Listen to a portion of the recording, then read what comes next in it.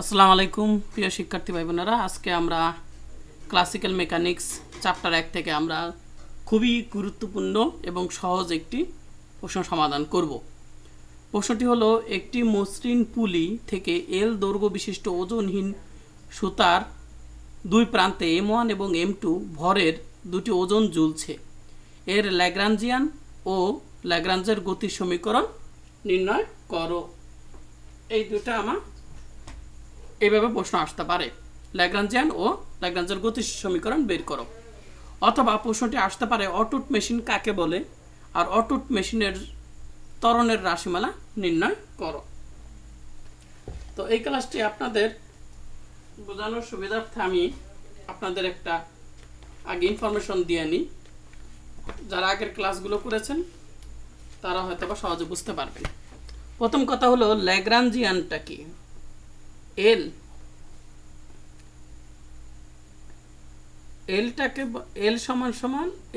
সমান হলো টি minus B, আর এই এলটা কি বলা হয়? ল্যাগ্রাঞ্জিয়ান। এটাকে বলা হয় ল্যাগ্রাঞ্জিয়ান। এটা হলো ল্যাগ্রাঞ্জিয়ান। এটাকে বলা হয় গতিশক্তি, এটাকে বলা হয় বিভব শক্তি। গতিশক্তি বিভব শক্তি পার্থক্যটা কি বলা হয়? ল্যাগ্রাঞ্জিয়ান। আচ্ছা, আর ল্যাগ্রাঞ্জের গতির সমীকরণ কি? ল্যাগ্রাঞ্জের গতির সমীকরণ, ল্যাগ্রাঞ্জের গতির সমীকরণটা আমরা শিখেছি ডিএলএমবার্টের নীতি থেকে। আমরা ল্যাগ্রাঞ্জের গতির সমীকরণ নির্ণয়টা আমরা শিখেছি। আগের ক্লাসটা দেখলে আপনারা বুঝতে পারবেন। সেখানে আমরা প্রতিপাদন করেছি, সেখানে আমরা কি প্রতিপাদন করেছি? D by dt del L del X dot, ঠিক আছে?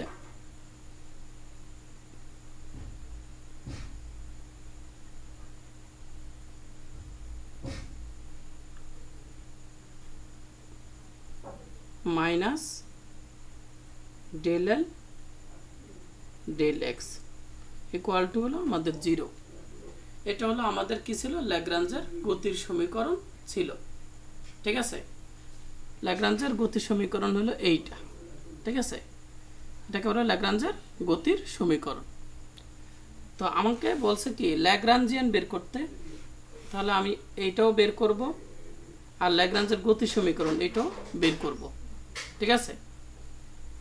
আর এখানে বলছে আমাকে ত্বরণের রাশিমালা নির্ণয় করতে। এখন ত্বরণটা আসলে কি আমরা একটু দেখি। আমরা সরণ কোনো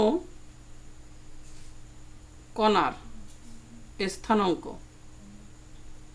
কোনো কণার স্থানাঙ্ক যদি হয় এক্স, কোনো কণার স্থানাঙ্ক যদি হয় এক্স, এক্সটা অনেকটা কি সরণের মতন, এটা আপনি ধরতে পারেন সরণ। এক্সটা হলো কি সরণ। এখন সরণকে, এই সরণটাকে যদি আমি সময়ের সাথে ব্যবকলন করি তাহলে এটা হয়ে যায় বেগ। বেগ কাকে বলে? সময়ের সাথে সরণের পরিবর্তনকে বেগ বলে, ঠিক আছে? আর ডি বাই ডিটি এটাকে বলা হয় ব্যবকলন। কার ব্যবকলন? এক্স এর ব্যবকলন। এই ডি বাই ডিটিকে আমরা একটা ফোঁটা দ্বারা প্রকাশ করতে পারি। তাহলে এক্স ডট মানে আপনাকে বুঝতে হবে এক্সকে একবার কি করা হয়েছে? সময়ের সাপেক্ষে ব্যবকলন করা হয়েছে। তাহলে এইটাও বেগ, এইটাও বেগ। আবার দেখেন, আমি এখন এই যে আমার এটা হলো আমার বেগ, আবার বেগকে যদি আমরা সময়ের সাথে পরিবর্তন হয়, সময়ের সাথে বেগের পরিবর্তনকে কি বলে? আবার ত্বরণ বলে। কি বলে? ত্বরণ বলে, ঠিক আছে? তাহলে এটা হলো আমাদের ত্বরণের রাশিমালা। আর এই ডি বাই ডিটি এই ব্যবকলনটাকে আমি উঠিয়ে দিয়ে আমি আরেকটা ফোঁটা দিয়ে আমি লিখতে পারি। তাহলে এই ডি বাই ডিটি উঠিয়ে আমি একটা ফোঁটা দিলে আরেকটা ফোঁটা চলে আসলো, ঠিক আছে? তাহলে এইটাও আমাদের ত্বরণ, এইটাও ত্বরণ। তাহলে দেখেন, সরণকে একবার ব্যবকলন করলে এটা বেগ, আর বেগটাকে একটা ফোঁটা হইলো আমাদের বেগ। এই বেগকে আবার আরেকটা ব্যবকলন করলে আমরা পেয়ে যাই ত্বরণ, ঠিক আছে? এই জিনিসটা আপনাদের থিমটা বুঝতে হবে। এক্স ডাবল ডট হইলো কি? ত্বরণ। এক্স একটা ডট মানে হইলো বেগ, আর শুধু এক্স হলো স্থানাঙ্ক বা সরণ। এবার আসেন আমরা মূল প্রশ্নে চলে যাই। অটুট মেশিনটা কাকে বলে? দুটি ভিন্ন বরের বস্তু, যেমন একটা M1 একটা M2, এরকম দুটা বরের বস্তুকে আমরা একটা বরহীন সুতার দুই প্রান্তে যুক্ত করে কোনো মসৃণ পুলি, যেমন এটা একটা কি পুলি, তাও কি এটা পৃষ্ঠটা অনেক মসৃণ, এরকম একটা মসৃণ পুলির উপর দিয়ে ঝুলিয়ে দিলে তাহলে দুইটা M1 M2 ভরের বস্তুটাকে আমরা যখন একটা পুলির উপর দিয়ে ঝুলিয়ে দিই তখন ভরদ্বয় যদি গতি সম্পাদন করে, অর্থাৎ ঝুলিয়ে দেওয়ার ফলে যদি M2 বস্তুর ভরটা বেশি হয়, M1 বস্তুর ভরটা কম হয়, তাহলে কিন্তু M1 ভরটা নিচের দিকে নামবে আর M1 ভরটা উপরের দিকে উঠবে। অর্থাৎ M1 এবং M2 ভর দুটি কি হবে? গতিশীল হবে। কার উপর দিয়ে? মসৃণ পুলির উপর দিয়ে।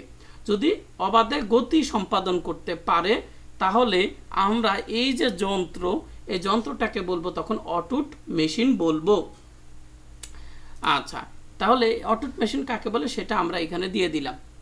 এবার দেখেন দড়ি এল দৈর্ঘ্য, প্রশ্নে বলা আছে আমাদের কি এল দৈর্ঘ্য, ঠিক আছে, আর না থাকলেও আমাদের ধরে নিতে হবে। এল দৈর্ঘ্যের বরহীন একটা আমরা সুতা ধরে নিয়েছি, সুতার দুই প্রান্তে M1 M2 দুইটা আমরা কি বস্তু যুক্ত করেছি। ভরের দুটি ওজন আমরা কি একটা মসৃণ পুলির উপর দিয়ে কি করে দিয়েছি? ঝুলিয়ে দিয়েছি, ঠিক আছে। তো এখানে প্রশ্নে কিন্তু বলা আছে M1 থেকে M2টা বড়, ঠিক আছে। এখানে আপনি চাইলে লিখতে পারেন M1 থেকে M2টা বড়, ঠিক আছে, M1 থেকে M2টা বড়, এটা লিখে দিবেন। আচ্ছা, এখন পুলির ব্যাসার্ধ হইল A, পুলির ব্যাসার্ধ হইল A। এই যে আমাদের দেখছেন একটা পুলি, ঠিক আছে, বৃত্তাকার। এখন এই পুলির ব্যাসার্ধ হইল আমার A। আচ্ছা, এরপর বলা আছে ভরদ্বয়ের স্থানাঙ্ক x1 এবং x2, ভরদ্বয়ের স্থানাঙ্ক। তাহলে এই M1 ভরের স্থানাঙ্কটাকে আমরা একটা মাত্র অক্ষর দ্বারা প্রকাশ করতে পারি, তাই এটার স্থানাঙ্ক একমাত্রিক অর্থাৎ x1। আর M2 ভর, এটাও কি, এটারও আমরা কি অবস্থান, আমরা শুধু একটা অক্ষ বরাবর, এই M2 এর অবস্থান এই অক্ষ বরাবর ক্রিয়াশীল, একটা অক্ষ বরাবর। তাহলে এই অক্ষটাকে আমরা যেহেতু একটা অক্ষ বরাবর কি আমরা প্রকাশ করতে পারি, তাহলে M2 এর অবস্থান স্থানাঙ্ক কি একমাত্রিক হবে, যেটা আমরা x2 ধরছি। তাহলে এটা হলো x1 আর এটা হলো x2 অবস্থান ধরেছি।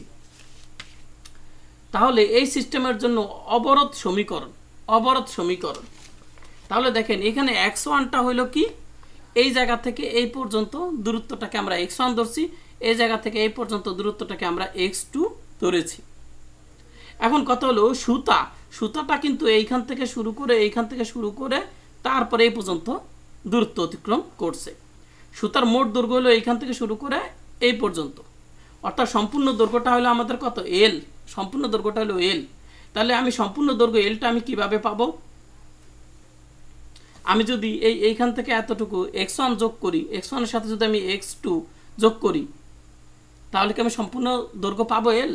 পাবো না, কারণ এইখান থেকে এতটুকু হিসাব, এইখান থেকে এতটুকু হিসাব করছি, কিন্তু এইখান থেকে আমার এই যে এতটুকু যে সুতা রয়েছে, এইখান থেকে এই যে এতটুকু, এই সুতাটুকুর দৈর্ঘ্য তো আমাদের মাপতে হবে। তাহলে দেখেন এটা পুরোটা হলো কি বৃত্ত, তাহলে বৃত্তের এই যে পরিধি, সম্পূর্ণটার দৈর্ঘ্য কত? সম্পূর্ণটার দৈর্ঘ্য হইল, পরিসীমা হইল 2πa। তাহলে আমার সুতার দৈর্ঘ্য এইখান থেকে এতটুকু লাগবে, অর্ধেকটা লাগবে। তাহলে এই বৃত্তের অর্ধ পরিসীমা যতটুকু, এইখান থেকে এতটুকু হলো বৃত্তের অর্ধ পরিসীমা। তাহলে এই অর্ধ পরিসীমা হবে কত? এই সম্পূর্ণটার অর্ধেক, অর্থাৎ 2πa যদি হয় পরিসীমা বৃত্তের, তাহলে ঠিক অর্ধেক, অর্থাৎ এটাকে 2 দ্বারা ভাগ করলে আমরা পাবো কত? πa। তাহলে এটা পাবো অর্ধ পরিসীমা। আর এই বৃত্তের এইখান থেকে এতটুকু, এই অর্ধ পরিসীমাই হবে কি এইখান থেকে এতটুকু সুতার দৈর্ঘ্য। তাহলে আমরা x1 এর সাথে যদি আমি x2 যোগ করি এবং সাথে যদি এইখান থেকে এই পর্যন্ত সুতার দৈর্ঘ্যটা যোগ করি, তাহলে সম্পূর্ণ সুতার দৈর্ঘ্য আমি L পাবো। তাহলে দেখেন, তাহলে আমাদের অবরোধের সমীকরণটা কি হবে? তাহলে অবশ্যই এই এই দৈর্ঘ্যটা কিন্তু এদের বাইরে যেতে পারবে না, অর্থাৎ x1 এর সাথে যদি আমি x2 যোগ করি এবং অর্ধ পরিসীমা যদি আমি যোগ করি, তাহলে এই সম্পূর্ণ যোগফলটা কিন্তু L এর সমান হবে, এর বাইরে যাওয়ার কোনো সুযোগ নেই। এটাই হলো কি অবরোধ, মানে এটা হলো নির্দিষ্ট ফিক্সড, এর বাইরে যাওয়ার কোনো কি সম্ভাবনা নেই। আচ্ছা, তাহলে এটা আমরা পেয়ে গেলাম। আশা করি এই লাইনটা বুঝতে পারছেন। এবার দেখেন এমন ভরের বেগ ও m2 ভরের বেগ পরস্পর কিন্তু সমান কিন্তু বিপরীতমুখী। দেখেন m2 ভরের বস্তুটার ভর বেশি, তাহলে এমন ভরটা কোন দিকে যাবে? উপরের দিকে যাবে, আর m2 ভরের বস্তুটা যাবে নিচের দিকে। এখন m2 ভরের বস্তুটা যেই বেগে নিচের দিকে যাবে, এমন ভরকে কিন্তু এমন ভরের বস্তুটা কিন্তু সেই বেগে উপরের দিকে উঠবে। ঠিক আছে, তাহলে এই দুজনের কিন্তু বেগ সমান হবে, কিন্তু এর বেগটা উপরের দিকে ক্রিয়াশীল আর এই বস্তুর বেগটা হলো নিচের দিকে ক্রিয়াশীল। তাই দুজনের বেগ কিন্তু সমান কিন্তু বিপরীতমুখী হবে। তাহলে আমি একটু আগে কিন্তু বলেছি বেগকে এক্সটা হলো আমাদের সরণ, তাহলে m1 ভরের সরণটা হলো কত? মানে স্থানাঙ্ক হলো x1 ছিল, এই যে x1, আর x2 হলো m2 ভরের। তাহলে x1 কে যদি আমি একবার ব্যবকলন করি তাহলে এটাই হলো বেগ, m1 ভরের বস্তুর বেগ, আর m2 ভরের বেগ হবে কত? তার এই যে x স্থানাঙ্ককে যদি আমি একবার ব্যবকলন করব, একটা ফোঁটা দেওয়া মানে কি? একবার ব্যবকলন করা সময় সাপেক্ষে, তাহলে এটাই হলো বেগ m2 ভরের। আর এই দুজনের বেগ সমান কিন্তু কি হবে? বিপরীতমুখী, এজন্য এটা প্লাস হলে এটা মাইনাস, যেহেতু দিক ভিন্ন। তাহলে ঠিক এই বস্তুটা বেগের পরিবর্তনকে আবার বলা হয় ত্বরণ। তাহলে এই বেগের পরিবর্তনকে বলা হয় ত্বরণ। তাহলে বেগ যেহেতু পরস্পর সমান ও বিপরীতমুখী, তাহলে এদের ত্বরণও হবে কি? পরস্পর সমান ও বিপরীতমুখী হবে, কারণ বেগের পরিবর্তনকে বলা হয় ত্বরণ। তাহলে বেগ যদি দুইজনের সমান হয় তাহলে এদের ত্বরণও সমান হবে এবং বিপরীত চিহ্নের হবে। এখন দেখেন এখানে ডবল ফোঁটা কেন? কারণ ওই যে বেগটাকে একবার আরেকবার ব্যবকলন করলে ত্বরণ হয়। ঠিক আছে, এইটারও আরেকটা ডট দেওয়া হয়েছে, মানে কি? এটা হলো কি? m2 ভরের ত্বরণ। আচ্ছা, আশা করি এই দুইটা ব্যাপার বুঝতে পারছেন। না বুঝলে কমেন্ট করে জানিয়ে দিবেন।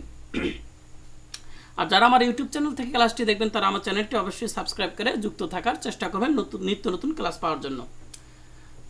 আচ্ছা, আর অনলাইন কোর্সে ভর্তি হওয়ার জন্য আপনারা 01845052272 এই হোয়াটসঅ্যাপ নাম্বারে আপনারা চাইলে মেসেজ দিতে পারেন, বা যে কোনো ধরনের কোর্সে ভর্তি যদি নাও হন অসুবিধা নেই, যে কোনো ব্যাপার পরামর্শের জন্য আপনারা এখানে মেসেজ দিতে পারেন। আচ্ছা, সিস্টেমের মোট গতিশক্তি। এখন গতিশক্তি কি? আমরা 9-10 জানি হাফ mv²। হাফ mv² হলো আমাদের গতিশক্তি, তাই না? হাফ mv², এটা হলো আমাদের গতিশক্তির সূত্র, আমরা 9-10 শিখেছিলাম। তাহলে মোট গতিশক্তি, তাহলে আমাদের m1 ভরের বস্তুর গতিশক্তি হবে হাফ m1v²। এই যে হলো বেগ, তার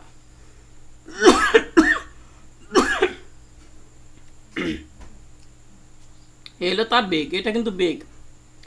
এবং দ্বিতীয় বস্তুর বেগটা কত?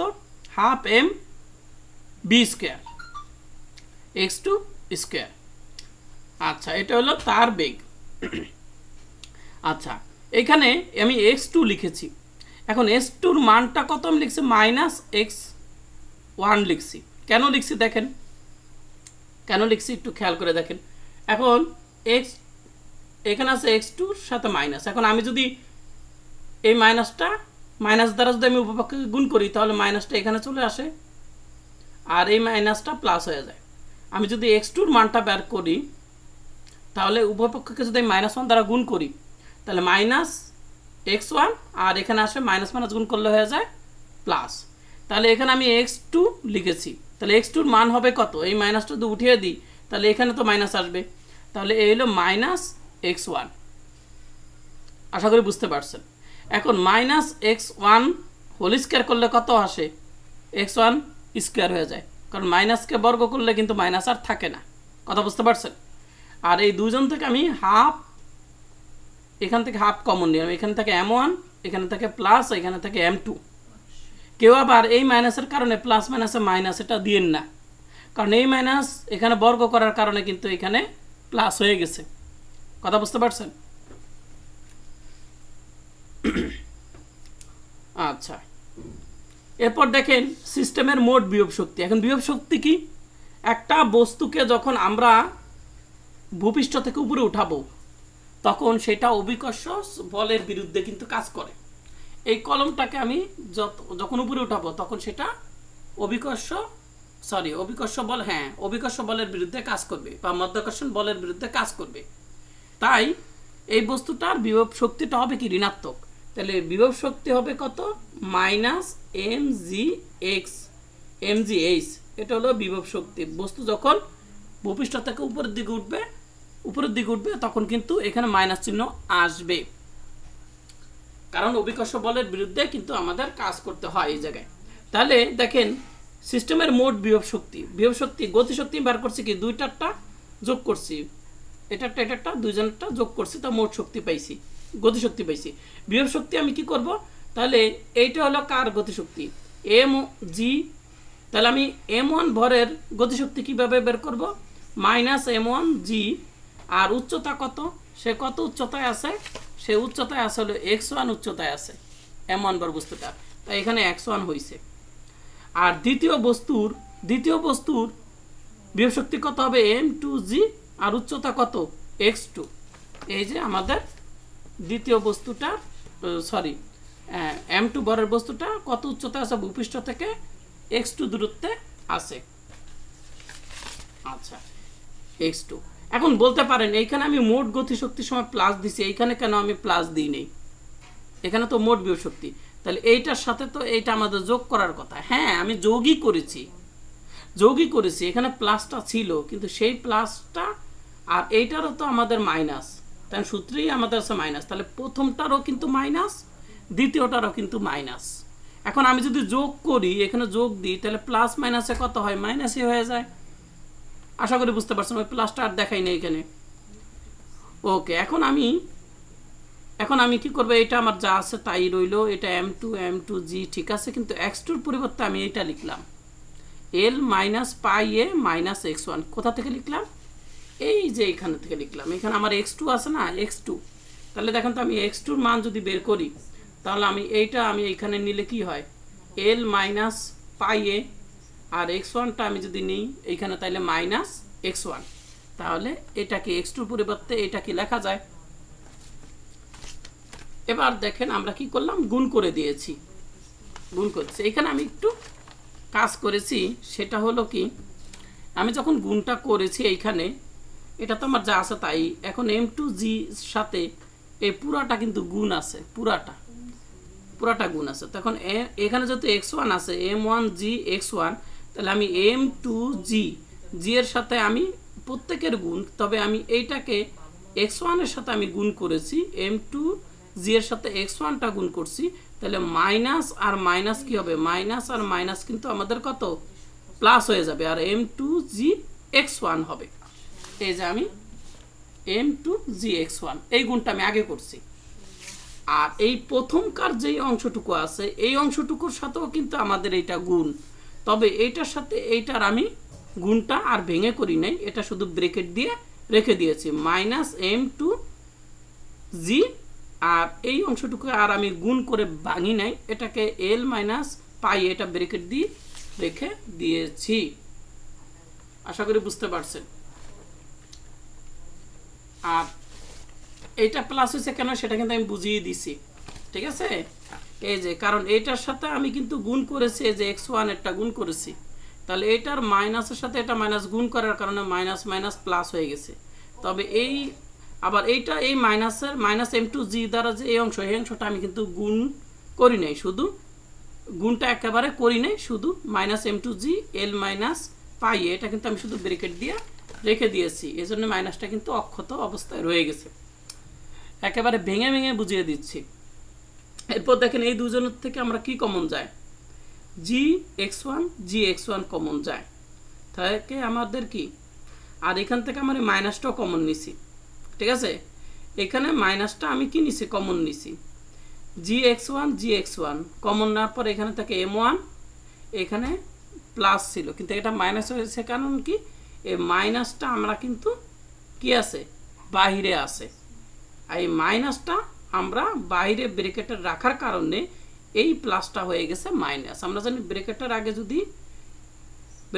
যদি মাইনাস থাকে, ঠিক আছে, তাহলে কি হয়, তাহলে এই ব্র্যাকেট উঠিয়ে দিলে আবার ভিতরের চিহ্ন পাল্টে যায়। এখন তুমি দেখো এই মাইনাস কি হয়, এই মাইনাস দ্বারা যদি এটা গুণ করো তো মাইনাস m1 আবার মাইনাস মাইনাস কত প্লাস, সমতা ঠিক আছে তো? আচ্ছা, তাহলে আমরা এখান থেকে মাইনাসটা কমন নিছি, এই কারণে ব্রেকেট দেওয়ার পরে m1 আর এই প্লাসটা কি হয়ে যাবে, ব্রেকেটের আগে মাইনাস থাকার কারণে এটা মাইনাস হয়ে গেছে, আর m2 আর এটা আমাদের gx1 তো আমরা কমন নিয়েই ফেলছি, এ হলো আমাদের মাইনাস, আর এটা আমাদের যা আছে তাই রয়ে গেল। আশা করি বুঝতে পারছেন। এরপর দেখেন আমাদের প্রশ্নে কিন্তু বলছে ল্যাগ্রাঞ্জিয়ান, প্রশ্নে ল্যাগ্রাঞ্জিয়ান বলছে, তাই আমরা ল্যাগ্রাঞ্জিয়ানটা আমরা বের করবো। ল্যাগ্রাঞ্জিয়ান জানেন, গতিশক্তি বিভব শক্তির পার্থক্য কি বলা হয় ল্যাগ্রাঞ্জিয়ান। টি এর মান কত, টি এর মানটা আমরা বসিয়ে দিলাম, আর বি এর মানটা আমি কত পেলাম, বি এর মানটা এই যে এইখান থেকে এতটুকু আমি এইখান থেকে এতটুকু বসিয়ে দিলাম। এখন এই যে মাইনাস আছে, এই মাইনাসের কারণে কিন্তু আমি যখন এই বি এর মানটা বসাবো তখন এই মাইনাসটা কি হয়ে যাবে, মাইনাস মাইনাসে প্লাস হয়ে গেছে, কিন্তু তারপরে কিন্তু এই এতটুকু বসছে। তারপর আবার এই মাইনাসের কারণে কিন্তু আমি বি এর যখন এই মানটা বসাবো তখন মাইনাসে মাইনাসে কি প্লাস হয়ে গেছে। খুবই সতর্কতার সাথে বসাবেন। আচ্ছা, এরপরে কি করছি আমরা, এটা আমরা পেয়ে গেলাম ল্যাগ্রাঞ্জিয়ান, এটা একটা উত্তর হয়ে গেল। আর ল্যাগ্রাঞ্জের গতির সমীকরণও চেয়েছে। ল্যাগ্রাঞ্জের গতির সমীকরণ আমরা জানি কোনটা, এইটা। এখন যেহেতু আমরা এখানে আমরা কি দিয়েছি, ল্যাগ্রাঞ্জের গতির সমীকরণটা আমরা জানি, তো এখানে 1 1 দেওয়ার কারণটা কি, এখানে 1 1 আমরা দিয়েছি, ঠিক আছে, কারণ আমরা এইখানে যে সমীকরণটা আছে এই যে ল্যাগ্রাঞ্জিয়ান, এই যে ল্যাগ্রাঞ্জিয়ান, এই ল্যাগ্রাঞ্জিয়ার দিকে তাকাইলে আমরা দেখতে পাই কি, এখানে এই যে এক্স, এই যে আমাদের ডট আছে এক্স ডট যে রয়েছে, এই ডটের সাথে 1 আছে x1, তাইলে এই ল্যাগ্রাঞ্জিয়ানটাকে আমাকে এখানে x1, আমাদের মূল সূত্রে কিন্তু আমাদের ছিল x ডট 1টা ছিল না, তাই না, কিন্তু আমি এখানে যেহেতু 1 আছে তাই এখানে 1 দিছি। আবার এখানে আমাদের del L by del X ছিল, এখানে 1 দেওয়ার কারণ কি, এই যে আমাদের চলকে x1 আছে, কথা বুঝতে পারছেন? তাহলে এখানে যদি আমাদের কে থাকতো, এই ডটের সাথে যদি এখানে কে থাকতো তাহলে এখানে কে দিতাম, এখানে x1 না থেকে যদি আমার এখানে কি থাকতো, কে থাকতো, তাহলে আমি এখানে কে দিতাম। কথা কি বুঝতে পারছেন? আচ্ছা, এটা আসলে পরিবর্তনশীল, এখানে কি হবে সেটা একটু পরিবর্তনশীল, এটা কখনো 1 হয় কখনো জে হয়, ঠিক আছে, এটা কোনো সমস্যা না। এটা আপনাদের এই ল্যাগ্রাঞ্জিয়ানটাকে আপনাকে দেখে আপনাকে বুঝতে হবে এখানে কি হবে, ঠিক আছে। আর মেইন সূত্র কিন্তু ঠিকই আছে, শুধু এই নিচের জায়গাটা এই এলটাকে একটু ভালোভাবে পর্যবেক্ষণ করতে হবে।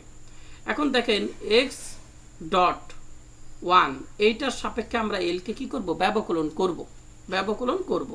তাহলে দেখেন তো এক্স ডটের সাপেক্ষে এলকে করব। এখন এল মানে কি, এল মানে তো হলো আমার এখান থেকে এতটুকু, এখান থেকে এতটুকুই আমরা বলতাছি এল। তাহলে এইটুকুকে আমরা যদি এক্স ডটের সাপেক্ষে যদি আমরা কি করি, ডি বাই ডিটি আমি কিন্তু রেখেই দিয়েছি, শুধু এক্স ডটের সাপেক্ষে এলকে করব। তাহলে দেখেন তো এক্স ডটের সাপেক্ষে এলকে করা মানে কি, এখান থেকে এতটুকুকে করা। এখন এক্স ডটের সাপেক্ষে আমি এই অংশটুকু যে করব, তো এক্স ডটের সাপেক্ষে এল এর এই সম্পূর্ণ এল এর ততটুকুই ব্যবকলন হবে যেই অংশে আমাদের এক্স ডটটা রয়েছে, কারণ আমরা এক্স ডটের চলক, এটা কিন্তু চলক, এই চলকের সাপেক্ষে আমরা এলকে করব। তাহলে দেখেন তো এক্স ডটটা কোন জায়গায় আছে, শুধু এই অংশে আছে, এই অংশগুলোতে নাই, তাহলে এগুলাকে আপনাদের ব্যবকলন হবে না, এগুলো বাদ, শুধু এই অংশটুকু ব্যবকলন হবে। তাই আমি লিখছি হাফ m1 যোগ m2 গুণন এইটাকে আমি ব্যবকলন করলে কি হয়, তো এটা আপনারা জানেন x to the power n এর সূত্র, n x উপর পাওয়ার n মাইনাস 1, তাহলে এটা হলো x to the power n এর সূত্র। তাহলে আমাদের কত হবে, n আগে চলে আসে x to the power n minus 1, তাহলে আমাদের এই যে 2টা আগে চলে আসছে, তারপরে চলক x, আর উপরে কত 2 মাইনাস 1, উপরে যে 2, এই যে n মাইনাস 1 মানে কত 2 মাইনাস 1, সেটা লেখা লাগে না, তাই না।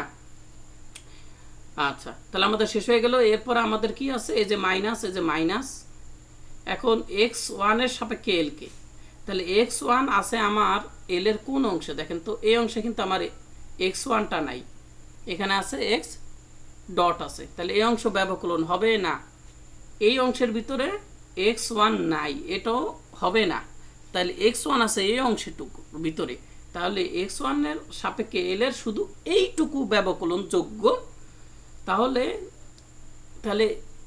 m1 - m2g অভিকর্ষজ ত্বরণ, বস্তুর ভর, এগুলো সবসময় হলো ধ্রুব, এদের কোনো পরিবর্তন হয় না, এজন্য এটা এখানে বসে গেছে।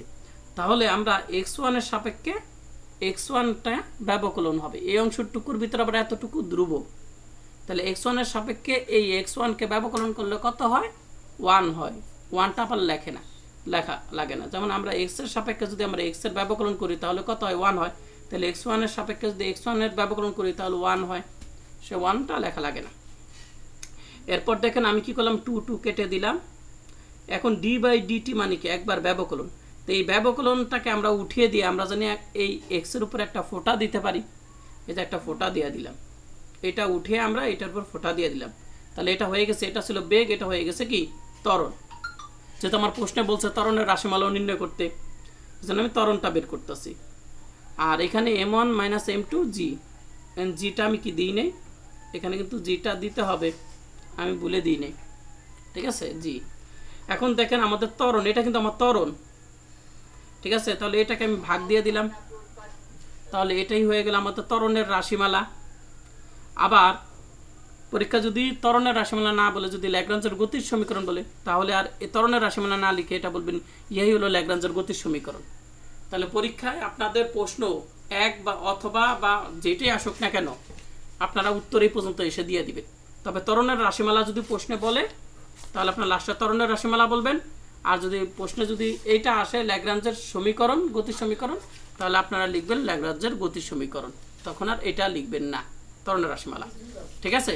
তাহলে ক্লাসটি আপনাদের কেমন লাগলো তা অবশ্যই আপনারা কমেন্ট করে জানিয়ে দিবেন। সবাই ভালো থাকেন, সুস্থ থাকেন, আল্লাহ হাফেজ।